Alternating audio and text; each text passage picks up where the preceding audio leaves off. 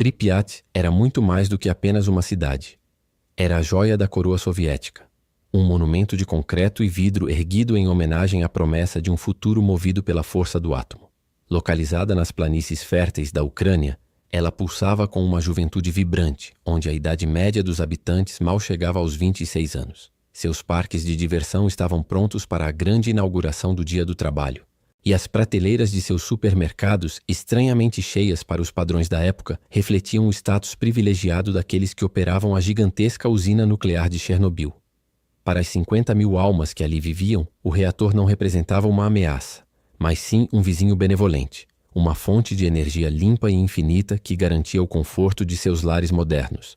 O ar daquela noite de abril era doce, carregado com o aroma das flores de macieira, e nada sugeria que o mundo, tal como o conheciam, estava prestes a se fragmentar em átomos de puro desespero. Enquanto a cidade dormia mergulhada na tranquilidade, a sala de controle 4 da usina tornava-se o palco de uma tragédia arquitetada pelo orgulho e pela negligência. Ali, o engenheiro-chefe adjunto Anatoly Dyatlov caminhava com passos pesados e uma autoridade que beirava a tirania.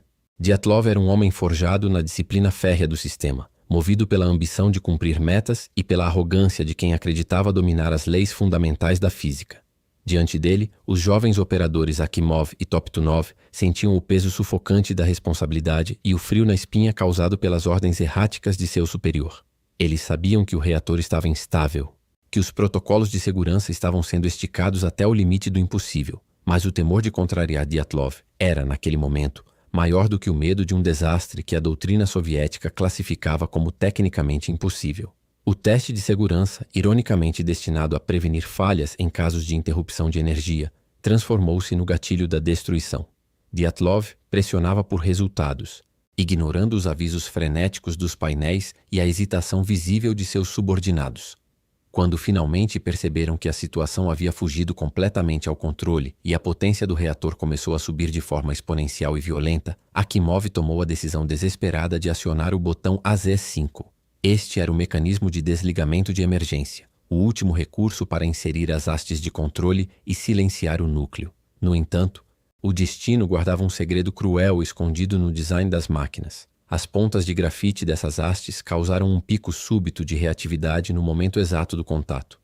O que deveria ser o freio de emergência transformou-se em um acelerador mortal.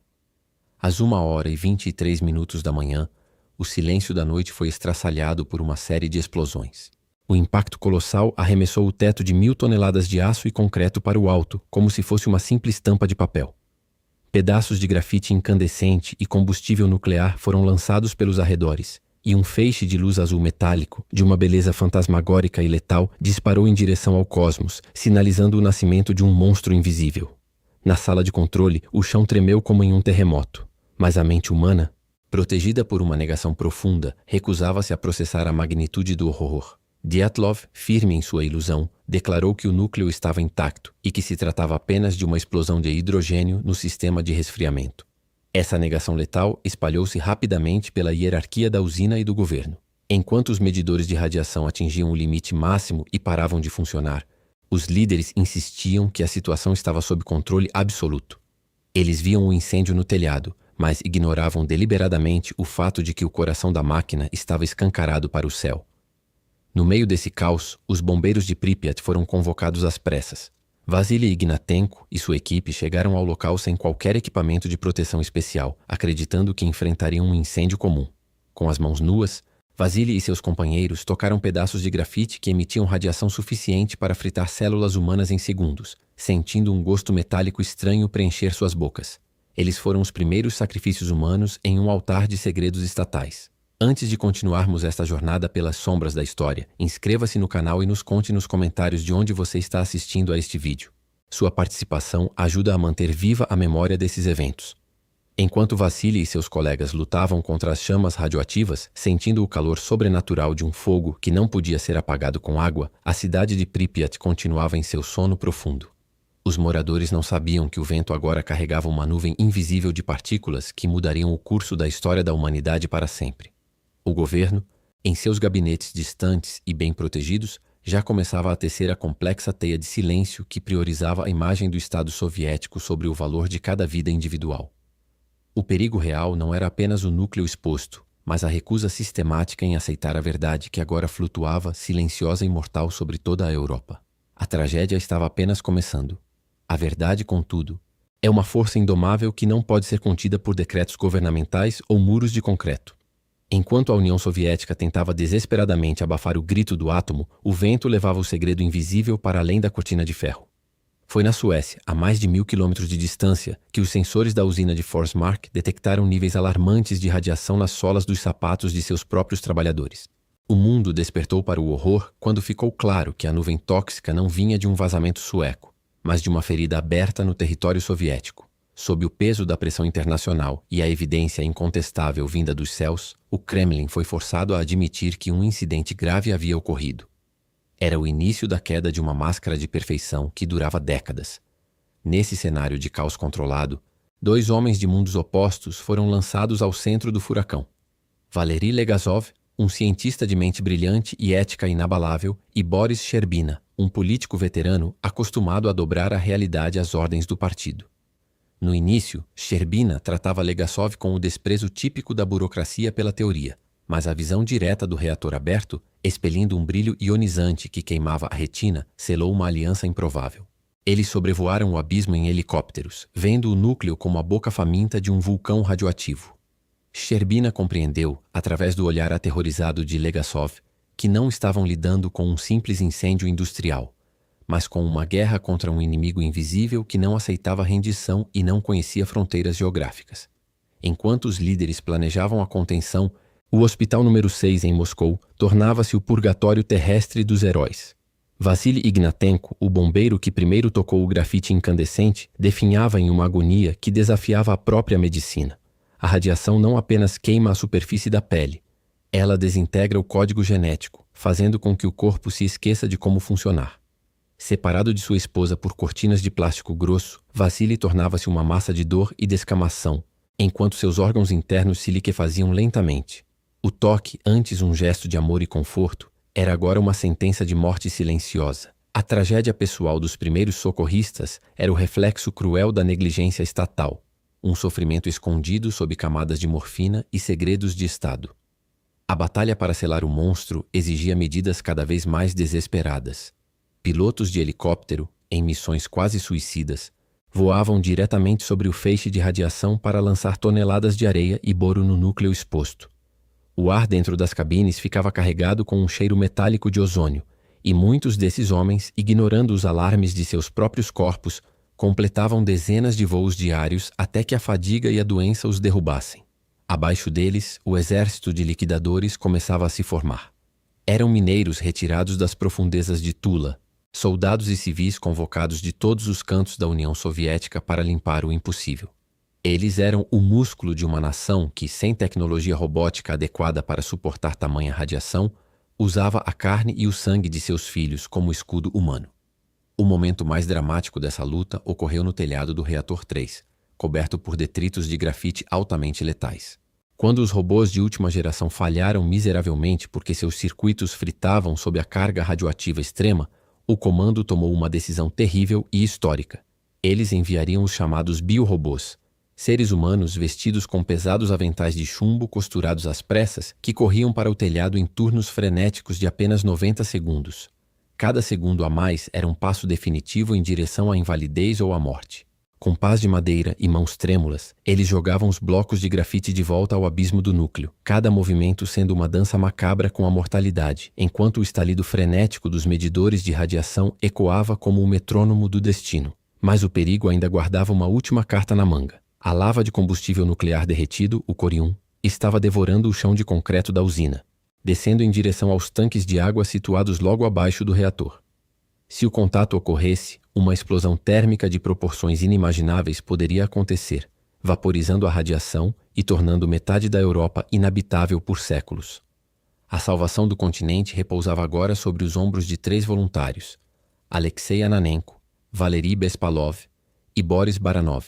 Eles aceitaram mergulhar nas águas escuras e contaminadas dos reservatórios para abrir manualmente as válvulas de drenagem. Equipados com lanternas que falhavam na penumbra, Eles avançaram pelo labirinto de canos, sabendo que cada centímetro conquistado sob aquela água negra poderia ser o último suspiro de suas vidas. O tribunal, realizado em 1987, não foi uma cerimônia de justiça em um palácio de mármore em Moscou, mas sim uma peça de teatro trágica encenada dentro de uma escola primária na própria cidade de Chernobyl, a poucos quilômetros do epicentro do desastre. O ar na sala de aula improvisada ainda carregava um peso invisível, um lembrete constante de que a morte estava à espreita em cada partícula de poeira. Anatoly Dyatlov, com sua arrogância agora filtrada pelo cansaço e pela doença, sentava-se no banco dos réus com um olhar de desprezo, recusando-se a aceitar a magnitude de sua negligência. Ao seu lado, as figuras de Akimov e Toptunov eram lembradas apenas como sombras sacrificadas. Boris Sherbina, o homem que trocou sua saúde pela sobrevivência de milhões, assistia das sombras, exibindo a palidez de quem já sentia o fim se aproximar. Valery Legasov subiu ao palanque não apenas como um cientista, mas como um homem que já não possuía mais nada a perder além de sua própria integridade. O cientista começou sua explicação técnica com uma calma que assombrava os presentes, detalhando como os operadores haviam violado os protocolos de segurança. Contudo, em um momento de coragem que desafiava décadas de doutrinação, Legasov desviou do roteiro aprovado pela KGB. Ele revelou ao mundo que quando o botão de emergência AZ-5 foi acionado, ele deveria ter sido a salvação final.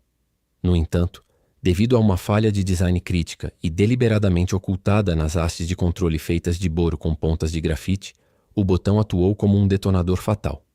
O governo soviético sabia desse erro estrutural há mais de uma década, mas optou por enterrar os relatórios técnicos para manter a ilusão de uma perfeição tecnológica infalível. Ao apontar o dedo para a fundação do próprio sistema, Legasov desmoronou o castelo de cartas das mentiras oficiais, selando seu destino perante o Estado. O castigo para tamanha ousadia foi o isolamento e o esquecimento em vida. O sistema que ele tentou salvar com seu intelecto agora o tratava como um traidor. Monitorado constantemente, privado de reconhecimento científico e isolado de seus pares, Legasov passou seus últimos meses mergulhado em uma melancolia profunda e solitária.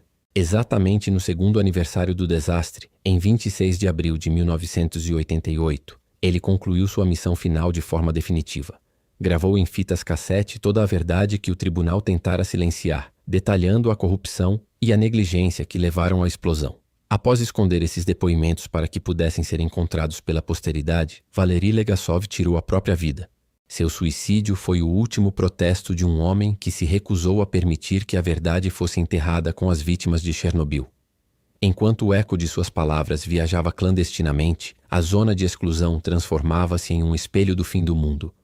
Pripyat, outrora a joia da coroa soviética, tornou-se o cenário de um silêncio absoluto e ensurdecedor. Os relógios nas salas de aula pararam no exato instante em que a radiação tomou conta, eternizando o sofrimento de famílias que deixaram tudo para trás. Apartamentos cheios de fotografias e brinquedos abandonados foram reclamados pela vegetação persistente, que começou a romper o concreto. Lobos e linces agora circulam entre prédios em ruínas onde antes crianças corriam, provando que a natureza é a única força capaz de curar as feridas humanas. Politicamente, as cinzas de Chernobyl foram o catalisador para o colapso da União Soviética. A incapacidade do regime de proteger seus cidadãos e a política de glasnost, ou transparência, defendida por Mikhail Gorbachev, ganharam uma urgência que ninguém poderia conter. O sacrifício de heróis como Vasily Ignatenko e os milhares de liquidadores anônimos finalmente foi visto pelo que realmente era: uma batalha desesperada para salvar o futuro da humanidade. Hoje, o imenso novo sarcófago brilha sob o sol, protegendo o mundo dos restos do reator 4, mas a verdadeira proteção reside na memória. Chernobyl nos ensina que toda mentira gera uma dívida com a realidade, e o custo dessa dívida é sempre pago com vidas humanas. Ao olharmos para as ruínas de Pripyat, lembramos que a integridade é o único escudo contra a escuridão da ignorância.